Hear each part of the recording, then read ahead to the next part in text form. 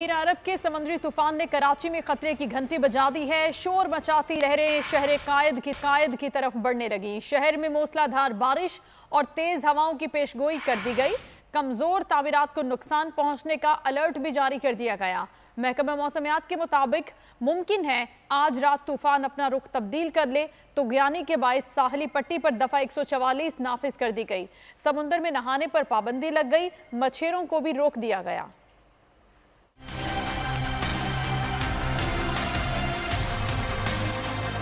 समंदरी तूफान के बढ़ते खतरात, डेंजर जोन में कराची की कमजोर तामीरात, बहर अरब की मौजें बिफर गईं, शहर कायद के लिए खतरे की घंटी बज गई। समंदरी तूफान से कराची का फासला तकरीबन 846 मीटर रह गया। शोर मचाता, चीखता, चिंगाड़ता तूफान तेजी से शुमाल मशरिक की जानिब बढ़ रहा है। सिस्टम के मरकज के गिर्द लहरों की ऊंचाई 25 से 28 फीट तक जा पहुंची। महकमे मौसमियात के मुताबिक आज रात तक तूफान इसी सिमत बढ़ता रहेगा, जिसके बाद इम्कान है रुख शुमाल मगरिब की जानिब कर लेगा। कराची में तेज हवाएं चलेंगी। 13 और 14 जून को मूसलाधार बारिश भी हो सकती है। महकमा मौसमियात ने कमजोर तामीरात को नुकसान पहुंचने का अलर्ट जारी कर दिया। साइक्लोन वार्निंग सेंटर से मॉनिटरिंग तेज कर दी गई। कमिश्नर कराची ने साहिल पर दिफा 144 नाफिज कर दी। समंदर में नहाना तो दूर, तफरी के लिए जाना भी मना होगा। मछली का शिकार करने पर भी पाबंदी आयद कर दी। KPT ने भी तमाम इदारों को अलर्ट रहने की हिदायत की है।